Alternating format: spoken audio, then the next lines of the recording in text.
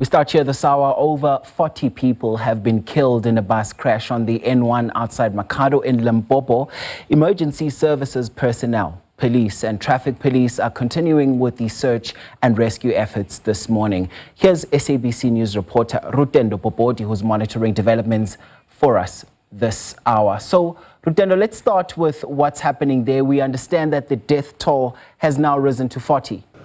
Well, thank you so much. Yeah, it's a spine-chilling scene here, and I can tell you that the N1 stretch between Lutendo and Verwoerd tunnels has been reopened partially for traffic right now. This followed the crash that happened yesterday, the crash that has so far claimed 42 lives. It was a bus that was driving from Johannesburg, and we hear that the bus was en route to Zimbabwe and Malawi. But as soon as we arrived here, the wreck was just being removed from the scene. But so far we understand that 42 people have perished and about 5 people have been hospitalized. But I just want to step out of the shot a little bit here and show you where it really happened. If you look there where police officers are, this is a very it's a curvy road. It's a very sharp curve where we have seen a lot of accidents happened here. Just recently,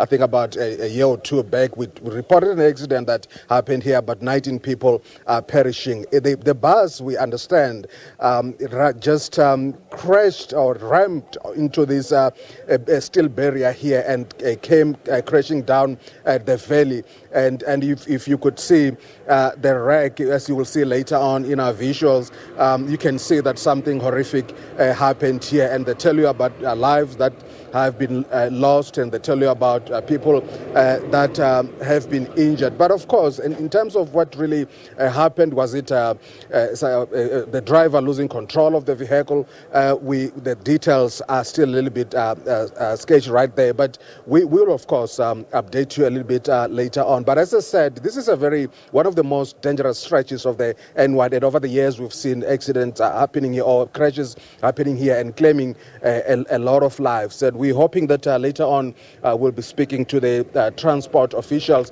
just to give us more details as to what really happened. But I can tell you that the crash happened around 4:30 yesterday, and the emergency officials have been on the scene since then. Throughout the night, they've been attending to the scene, and they are hoping that in the next few hours, 2 or so hours, everything will be concluded and the road will be fully open to traffic. Police.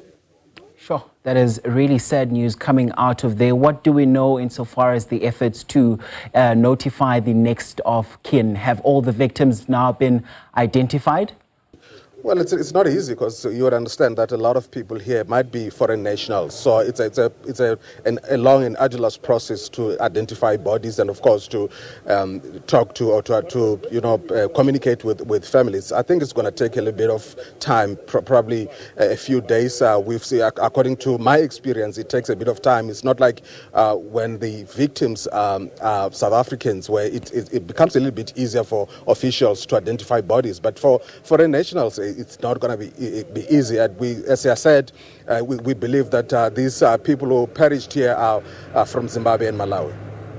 All right, Lutendo Bobodi is our reporter monitoring developments on that story, who says to us now that death toll has since risen to 42, and we continue to monitor developments for you on that front.